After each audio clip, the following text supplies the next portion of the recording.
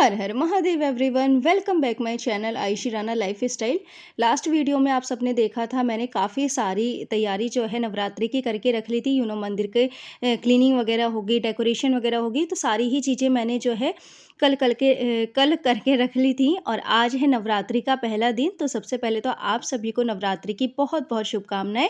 तो अभी ना मैं करने वाली हूँ यहाँ पर थोड़ी सी पूजा की तैयारी, जो कि हमें नवरात्रि वाले दिन ही करनी होती है। तो इस तरह से मैंने ली है एक मौली, और ये है मेरा जो ब्रास का लोटा मैंने आपको बताया था, मैंने क्लीन करा था, तो ये वही लोटा है। इस पर मैं जो है आज जो सुच्ची मोली होती है एकदम अच्छी वाली, तो उसको मैं यहाँ पर जो है बांध लूँगी। और जो मेरी पुरानी वाली मौली थी उसको मैंने निकाल लिया था, और इस तरह से जो है नई मौली एक हम लोग अपने लोटे में, यानी कि मैं जो भी कलश भर के रखने वाली हूँ उसमें इस तरह से जो है नई मौली हम लोग लगा के रख लेंगे, बांध देंगे। अब बारी आती है इसमें जो है सतिया और ओम बनाने की। तो ये बहुत ही शुभ माना जाता है हमारे हिंदू धर्म में। जब हम किसी भी चीज़ की शुरुआत करते हैं, तो हम लोग जो है इस तरह से सतिया हो गया, ओम हो गया, तो हम लोग इसको ज़रूर ही बनाते हैं। चाहे फिर देखिए आप जैसे कि हमने नया एक मकान लिया है, तो भी जो है मतलब कि किसी भी पूजा पाठ की जब शुरुआत होती है, तो इस तरह से जो है ओम और सतिया तो बहुत ही ज़्यादा मस्ट होते हैं। ये सब चीज़ें हमारी जो है पूजा पाठ में, या फिर हमारे हिंदू धर्म में जब हमारा नया मकान लिया जाता है, तब हम पूजा पाठ करवाते हैं। तो सबसे पहले जो है पंडित जी इस तरह से ओम सतिया वगैरह ये सब बनाते हैं, और घर के मेन दरवाजे पर भी बनवाते हैं। तो इस तरह से वही है कि हर एक चीज़ की जब हम शुरुआत करते हैं, जब कोई हमारे घर में नया वाहन आता है, तो तब हम लोग अपने वाहन की पूजा करते हैं और इस तरह से ओम और सतिया बनाते हैं। तो हिंदू धर्म में इन सब चीज़ों की काफ़ी ज़्यादा मान्यता है। तो इसलिए मैंने देखिए अपने कलश में जो है ओम और सतिया बना के रख लिया है। अब इसमें मैं भर के ले आऊँगी जल, और जल भर के लाने के बाद फिर हमारा जो है कलश की तैयारी करूँगी।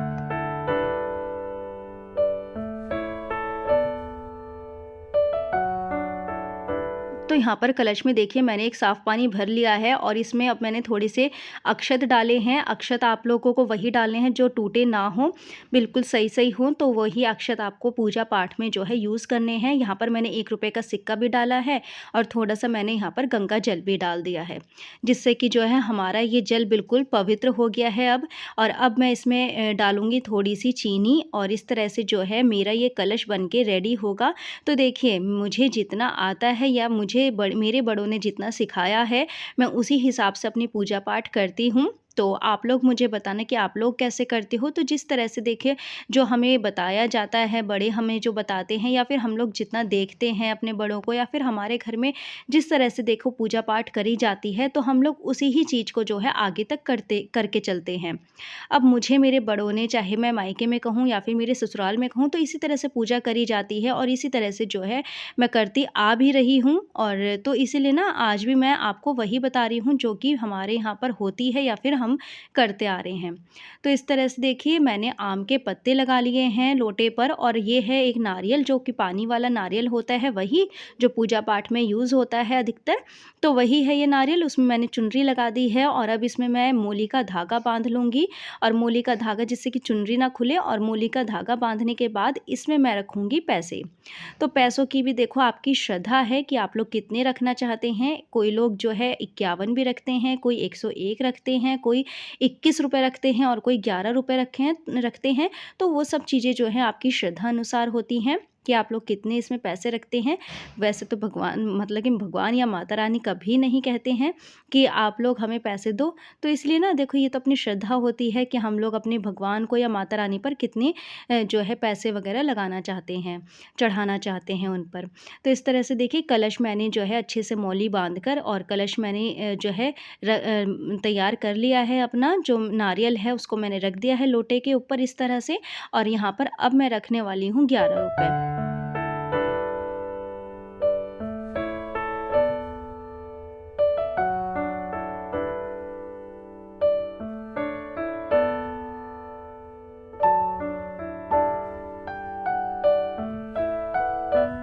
और अब मैंने एक छोटा-सा तिलक जो है अपने कलश को भी लगा दिया है कुछ इस तरह से, और कलश पर लगाने के बाद अब मैं इसकी स्थापना कर दूँगी मंदिर के अंदर। तो इस तरह से देखिए मैंने कलश को जो है मंदिर के अंदर स्थापित कर दिया है, और इस तरह से मेरी कलश स्थापना हो गई है। अब बारी आती है माता रानी को फूलों से सजाने की। तो देखिए कल तो मैंने थोड़ा-सा श्रृंगार माता रानी का करा था, जो कि चुनरी और मालाओं से करा था, जो भी मैं मार्केट से लेके आई थी। अब बारी आती है इस तरह से फ्लैश फ्लावर से और फ्लैश फ्लावर की माला से माता रानी को सजाने की। तो यहाँ पर मैंने ये ली है गेंदे की माला और ये मैं माता रानी को लगा दूँगी। और ना पता है माला जब हम मतलब कि माता रानी को पहनाते हैं ना, तो माता रानी का जो लुक है वो अलग सा ही आता है। बहुत ही माता रानी जो है प्यारी लगने लगती हैं इस तरह से। और जो फ्रेश फ्लावर की जो मतलब कि बात होती है ना, वो तो अलग ही होती है। और अकॉर्डिंग टू जो आर्टिफिशियल वगैरह होते हैं उनके अकॉर्डिंग तो वही है कि देखिए फ्लावर की तो बात ही अलग है। इस तरह से मैंने जो है गुलाब से भी माता रानी को अच्छे से सजाया है। और ये है छोटी सी दुर्गा माता रानी, जो कि मेरे घर में एक फ़ोटो है छोटी सी माता रानी की, दुर्गा माता रानी की। तो इस तरह से मैंने उनको भी एक छोटी सी माला जो है पहना दी है और उनको भी मैंने छोटा सा गुलाब का फूल दे दिया है, क्योंकि माता रानी को गुलाब का फूल जो है वो बहुत पसंद है। और इस तरह से जो है अब सभी देवी देवताओं पर मैं जो है फूल चढ़ा दूँगी। इस तरह से सभी देवी देवताओं को भी फूल दे दूँगी मैं। और अपनी थाली को भी मैंने फूलों से थोड़ी-सी फूलों से सजा दिया है। थाली के नीचे भी मतलब कि जो भी मेरी ये पूजा करने की जो प्लेट है, उसके नीचे भी मैंने इस तरह से फूल जो हैं थोड़े-से स्प्रिंकल कर दिए हैं। और इस तरह से मेरा मंदिर जो है और भी प्यारा लगने लगा है। अब जब से सबसे मेन बात आती है इस बंदरवाल की, तो जब हम कभी भी पूजा पाठ करते हैं ना अपने घर में, फिर चाहे वो घर के मुहूर्त की बात कहूँ या फिर हमारे घर में कोई भी छोटी-मोटी पूजा पाठ भी हो ना, तो ये तो हमारे घर में ज़रूरी ही होती है। इससे क्या होता है, हमारे घर में एक पॉज़िटिविटी आती है और इससे पता चलता है कि हाँ, घर में कोई पूजा पाठ आज हो रही है। तो यहाँ पर मैंने ये बंदरबाल जो है इस तरह से तैयार कर ली है। देखिए नॉट बाँध-बाँध कर ये आम के पत्ते लिए हैं मैंने। आप चाहें तो यहाँ पर अशोक के पत्ते भी ले सकते हैं। और आम के पत्तों को इस तरह से देखिए नॉट बाँध-बाँध कर मैंने एक ये बंदरवाल जो है रेडी कर ली है। और इस तरह से ना मैं 2 बंदरवाल रेडी करने वाली हूँ, एक मंदिर के लिए और एक मेरे मेन डोर के लिए।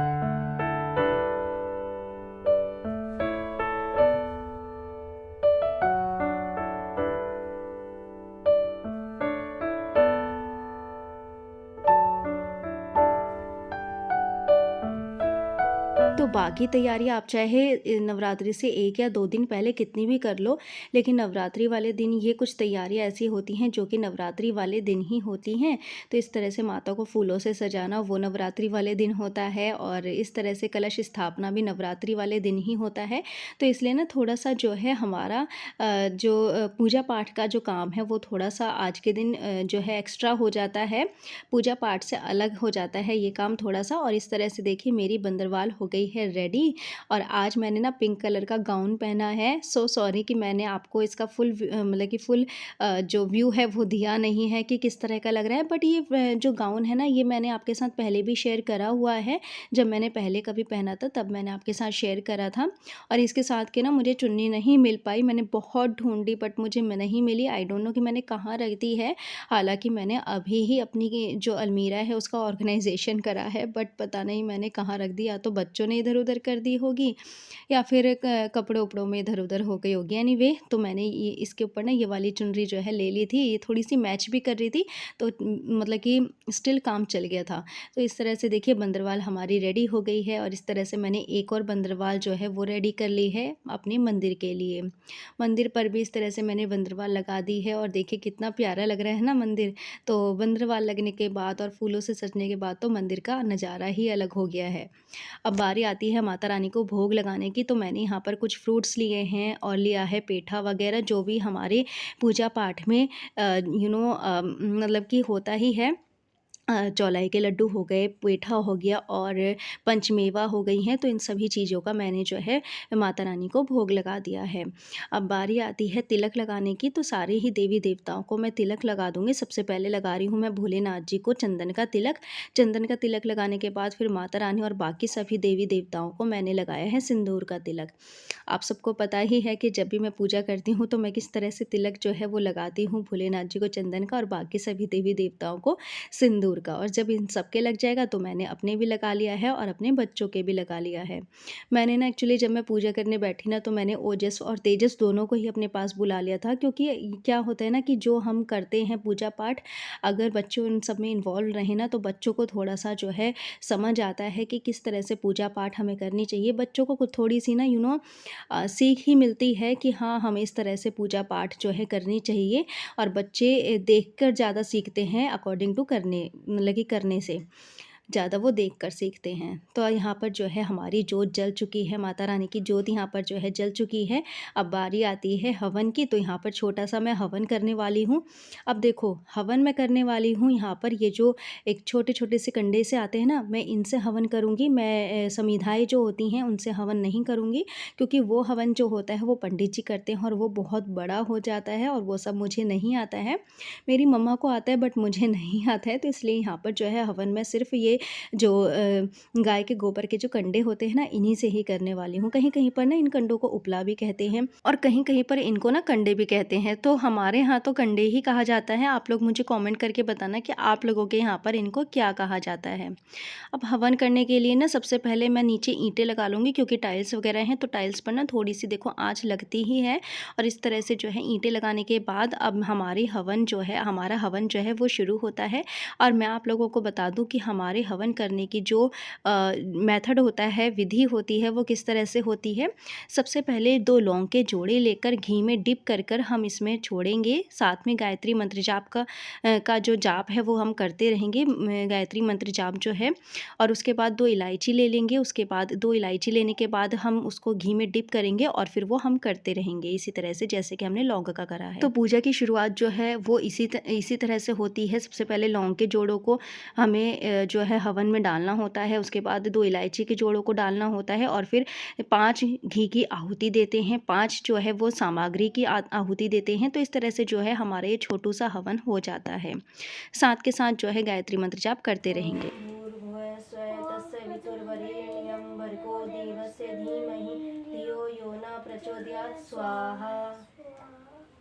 और अब इसी तरह से तेजस को भी मैं जो है आहुतियाँ दिलवा दूँगी, क्योंकि उसको भी बहुत ज़्यादा ज़िद हो रही थी। ओम भूर्भुवः तेजो हाथ लगा। ओम भूर्भुवः स्वः तत्सवितुर्वरेण्यं भर्गो देवस्य धीमहि धियो यो न प्रचोदयात् स्वाहा। ओम भूर्भुवः स्वः तत्सवितुर्वरेण्यं भर्गो देवस्य धीमहि धियो यो न। तो घर में आप लोग जिस तरह का भी माहौल रखोगे, उसी तरह का माहौल जो है बच्चों के मन में भी हो जाता है। अगर आप लोग बच्चों को पूजा पाठ वगैरह सिखाओगे, अच्छी-अच्छी बातें सिखाओगे, तो बच्चे भी उसी तरह से करते हैं। अब मैंने सिर्फ़ यहाँ पर ओजस को ही बताया था कि ऐसे-ऐसे करनी है पूजा, और देखिए तेजस अपने आप आ गया है। और वो ज़िद कर रहा था कि मम्मा मैं अपने आप से करूँगा, बट डर लगता है क्योंकि यहाँ पर जो है अग्नि है, तो इसलिए थोड़ा-सा डर लगता है। ओम भूर्भुवः स्वः तत्सवितुर्वरेण्यं भर्गो देवस्य धीमहि धियो यो न प्रचोदयात् स्वाहा। ओम भूर्भुवः स्वः तत्सवितुर्वरेण्यं भर्गो देवस्य धीमहि धियो यो न प्रचोदयात् स्वाहा। ओम भूर्भुवः स्वः तत्सवितुर्वरेण्यं भर्गो देवस्य धीमहि धियो यो न प्रचोदयात् स्वाहा। ओम भूर्भुवः स्वः तत्सवितुर्वरेण्यं भर्गो देवस्य धीमहि धियो यो न प्रचोदयात् स्वाहा। ओम भूर्भुवः स्वः तत्सवितुर्वरेण्यं भर्गो देवस्य धीमहि धियो यो न प्रचोदयात् स्वाहा। चलो बच। आप लो ऐसे करके पकड़ो। ठीक है। ओम भूर्भुवः स्वः तत्सवितुर्वरेण्यं भर्गो देवस्य धीमहि धियो यो न प्रचोदयात् स्वाहा। ओम भूर्भुवः स्वः तत्सवितुर्वरेण्यं भर्गो देवस्य धीमहि धियो यो न प्रचोदयात् स्वाहा। ओम भूर्भुवः स्वः तत्सवितुर्वरेण्यं भर्गो देवस्य धीमहि धियो यो न प्रचोदयात् स्वाहा। ओम भूर्भुवः स्वः तत्सवितुर्वरेण्यं स्वाहा। सारे डाल दो बेटा बस। स्वाहा। चलो बस हम ना एक्सपेरिमेंट करते हैं बस। जय गणेश देवा माता जकी पार्वती पिता महादेवा, एक दंत दयावंत चार भुजाधारी, मस्तक सिंदूर सोहे मूसे की सवारी, अंधन को आँख दे तो कोढ़ी को काया, पांझन को पुत्र दे तो निर्धन को माया। श्री नवदुर्गा नवरात्र पाठ। जय माता रानी की जय। ओ माता रानी की जय। नवदुर्गा प्रार्थना। जय जयकार करो माता की, आओ शरण भवानी की, एक बार सब मिलकर बोलो जय महारानी। जय दुर्गे महारानी की, पहली देवी शैलपुत्री है, जे किए बैल पर असवारी, अर्धचंद्र माथे पर सोहे, सुंदर रूप मनोहारी, लिए कमंडल फूल कमल के और रुद्राक्षों की माला, दूसरी हुई ब्रह्मचारिणी, करे जगत में उजाला। आपके दर्शन कठिन है, शत्रु के भय को बढ़ाने वाली देवी जी मेरी रक्षा कीजिए। पूर्व दिशा में मेरी रक्षा इंद्री देवी करे, अग्निकोण में अग्नि देवता, दक्षिण में वाराही, नेत्रकोण में खरग धारिणी, पश्चिम में वारुणी, वायुकोण में मृग वाहिनी, उत्तर में कौमारी, ईशान कोण में शूल धारिणी और ब्रह्माणी जी, नीचे वैष्णवी देवी रक्षा करे। इसी प्रकार शव वाहिनी चामुंडा देवी दसों दिशाओं में रक्षा करे। पहला दिन शैलपुत्री। वंदे वाछी तलभाए, चंद्रधर्त शेखराम, वृषारूढ़ाम शूलधराम, शैलपुत्री शिवसनयीं। माँ दुर्गा अपने पहले स्वरूप में शैलपुत्री के नाम से जानी जाती है। पर्वत राज हिमालय के यहाँ पुत्री के रूप में जन उत्पन्न होने के कारण इनका यह शैलपुत्री नाम पड़ा। भुजाचार्य अति शोभित वर मुद्राधारी, मैया वर मुद्राधारी, मने वांछित फल पावत सेवत नर नारी। ओम जय अम्बे गौरी कंचन थाल विराजती, अगर कपूर बाती, मैया अगर कपूर बाती, श्री मालिके तुम्हें राजत कोटि रतन ज्योति।